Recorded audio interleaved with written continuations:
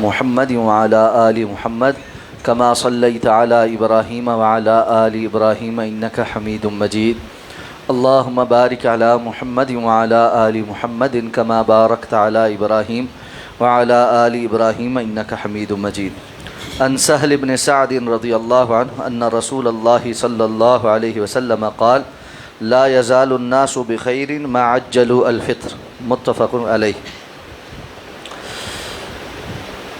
عن ابی ہریرہ رضی اللہ تعالی عنہ عن النبی صلی اللہ علیہ وسلم قال قال اللہ عز وجل احب عبادی الی عاجلہم فطرہ رواہ الترمذی۔ حضرت سہل بن سعد رضی اللہ تعالی عنہ روایت کرتے ہیں کہ جناب نبی کریم صلی اللہ علیہ وسلم نے ارشاد فرمایا کہ لوگ ہمیشہ خیر پر رہیں گے جب تک کہ وہ روزہ جلدی کھولتے رہیں گے۔ یہ حدیث مبارکہ صحیح بخاری اور صحیح مسلم کی متفق علیہ روایت۔ حضرت ابو ہریرہ رضی اللہ تعالیٰ عنہ بیان فرماتے ہیں کہ جناب نبی کریم صلی اللہ علیہ وسلم نے فرمایا اللہ تعالیٰ ارشاد فرماتے ہیں کہ مجھے سب سے زیادہ وہ بندے محبوب ہیں جو روزہ جلدی کھولتے ہیں۔ اس حدیث مبارکہ کو امام ترمذی نے حسن سند کے ساتھ نقل کیا ہے۔ روزے سے متعلق احکام و مسائل ذکر ہو رہے ہیں۔ ان دونوں احادیث کو بیان کر کے سب سے پہلے جو مسئلہ ثابت کیا گیا ہے وہ یہ کہ جب افطار کا وقت ہو جائے تو فوری طور پر روزہ کھولنا یہ خیر اور برکت کا سبب ہے، اور اللہ تعالیٰ کو اپنے وہ بندے پسند ہیں جو اس پابندی کے کھلنے کے بعد اللہ کے حکم پر روزہ افطار کر لیتے۔ بعض لوگ روزہ افطار کرنے کے معاملے میں غیر ضروری احتیاط کا فیصلہ کر رہے ہیں کہ سورج کے غروب ہو جانے کے وقت کا پتہ لگنے کے باوجود تھوڑی دیر انتظار کر لیں، جی احتیاطاً تھوڑی دیر انتظار کر لیں، جبکہ اب بالکل ایگزیکٹ ٹائم بھی سورج کے غروب ہونے کا پتہ ہے کہ اتنے بجے ایگزیکٹلی وہ آج کی تاریخ میں غروب ہو جاتا اور روزہ افطار ہونے کا ٹائم ہو گیا ہے۔ اب اس میں غیر ضروری طور پر تاخیر کرنا اور احتیاط کے نام پر تاخیر کرنا یہ سنت سے انحراف۔ سنت کیا ہے کہ جب روزہ افطار کرنے کا وقت ہو گیا، غروب آفتاب ہو گیا، اب روزہ افطار کیا جائے۔ اور اللہ تعالیٰ کو اپنے ایسے بندے بڑے پسند ہیں جو وقت آنے پر روزہ افطار کر لیتے۔ بسا اوقات انسان سوچتا ہے کہ یہ جو بعض سنتیں جن کا ویسے کرنے میں معاملہ چھوٹا سا ہے لیکن ان کی فضیلت بھی بیان ہوئی ہے، اور یہاں پر تو یہ بھی بیان فرمایا کہ حدیث قدسی ہے کہ اللہ تعالیٰ فرماتے ہیں مجھے اپنے وہ بندے پسند ہیں جو جلد روزہ کھولتے ہیں، تو اس کی کیا حکمت ہے؟ حقیقت یہ ہے اس میں حکمت اللہ کی اطاعت اور فرمانبرداری کو اختیار کرنا، بجائے اس کے کہ بندہ اپنی لاجک منطق اور فلسفے کو کے پیچھے چلے کہ نہیں ابھی تھوڑا احتیاط کرنی چاہیے تھوڑا۔ تو اسلام کا مزاج یہ ہے کہ وہ اہل ایمان کی تربیت اللہ کی اطاعت اور فرمانبرداری کی طرف لگا رہا ہے، نہ کہ اپنے نفس کی اور ذہنی اطمینان کی طرف۔ نفس اور ذہنی اطمینان اس صورت میں ہے جب شک نہیں، معلوم ہے کہ یہ وقت ہے افطار کا، تو اب اس میں اللہ کی اطاعت یہ ہے کہ روزہ کھولا جائے اور اللہ نے جو چیزیں حلال کی ہیں ان کو استعمال کیا جائے۔ رسول اللہ صلی اللہ علیہ وسلم کی دوسری حدیث اس کو مزید واضح کر دیتی ہے کہ اللہ تعالیٰ کو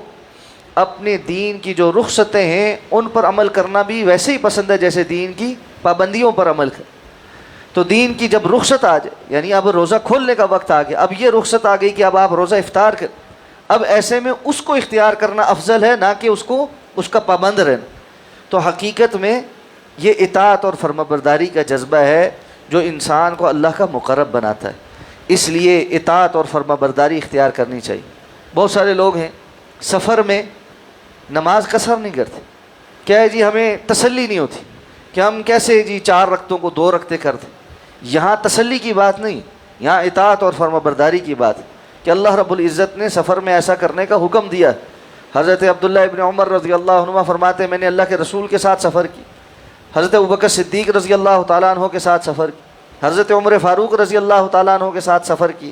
ان میں سے کسی کو بھی میں نے سفر میں نماز مکمل پڑھتے ہوئے نہیں دیکھا، ہمیشہ سفر میں قصر کرتے ہوئے ہی دیکھا۔ اس لیے جذبہ اطاعت اور فرما برداری کا۔ دوسری بات جو اس حدیث مبارکہ سے پتہ چلتی ہے وہ یہ کہ اعمال سنت کے مطابق کرنے میں ثواب میں کمی بیشی واقع ہوتی ہے، یعنی جو بندہ سنت کا اہتمام کرتا ہے اس کے عمل کا ثواب زیادہ ہے، اور جو بندہ بسا اوقات کسی سنت کو چھوڑتا ہے وہ عمل تو اس کا ہو جاتا ہے لیکن اس میں اجر کم ہو جاتا ہے۔ مثلا جو بندہ تاخیر سے روزہ کھولے گا وہ وقت ہو جانے پر جلد روزہ کھولنے کی سنت سے محروم ہوگا، اس لیے زیادہ افضل اس کا روزہ ہے جس نے وقت ہو جانے پر روزہ کھول دی، اور زیادہ افضل عمل اس کا ہے جس نے اللہ کی پسندیدہ عمل کو اختیار کی،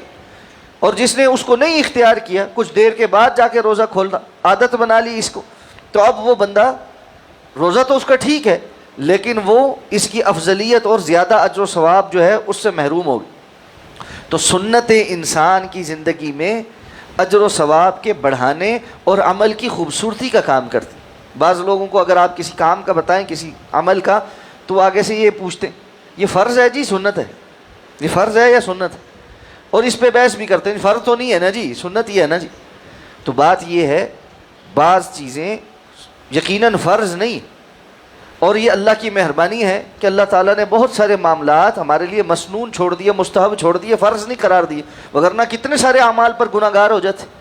لیکن ان کو مسنون کیوں بنایا ہے؟ تاکہ اختیار کرنے والا ان کو اختیار کر کے اجر زیادہ سمیٹے اور اس کا عمل زیادہ خوبصورت ہو جائے۔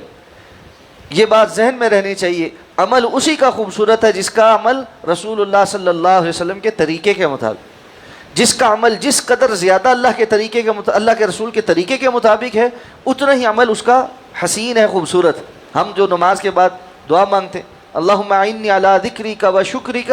و حسن عبادتی، یا اللہ میری مدد فرمائیں کہ میں آپ کا ذکر کر سکوں، آپ کا شکر بجا لا سکوں اور حسین عبادت کر سکوں، خوبصورت عبادت کر سکوں۔ تو یہ عبادت خوبصورت کیسے بنے گی؟ جب وہ سنت کے مطابق ہو۔ اسی طرح بندہ بھی زندگی میں وہی خوبصورت ہے جو سنت کے مطابق، جس کی ظاہر میں اور جس کے اخلاق میں اور جس کے لین دین میں اور جس کے معاملات میں اور اٹھنے بیٹھنے میں جس قدر سنت کا اہتمام ہے اتنا ہی وہ بندہ حسین ہے اور خوبصورت ہے، اور جس کے معاملات میں اور جس کے اٹھنے بیٹھنے میں اور جس کے ظاہر میں سنتوں کا فقدان ہے وہ دنیا کی نظروں میں جیسا مرضی ہو اللہ کے ہاں اس کا حسن ماند پڑ گئے۔ اس لیے رب کے ہاں حسین بننا ہے تو مجھے اور آپ کو سنتوں کا اہتمام کرنا پڑے گا۔ اس سے ایک بات اور بھی پتہ چلتی ہے کہ بندہ اللہ رب العزت کے ہاں محبت کے معاملے میں بھی مختلف درجات پہ ہوتا ہے۔ اللہ تعالیٰ نے فرمایا کہ جو جلد روزہ افطار کرتے ہیں وہ اللہ کو زیادہ محبوب ہے، احب الناس، زیادہ محبوب ہے۔ روزہ دار اللہ کو محبوب ہے، لیکن ان میں سے کون زیادہ محبوب ہے؟ جو اللہ کے رسول کی سنت پہ عمل کر۔ تو اس لیے اپنی زندگی میں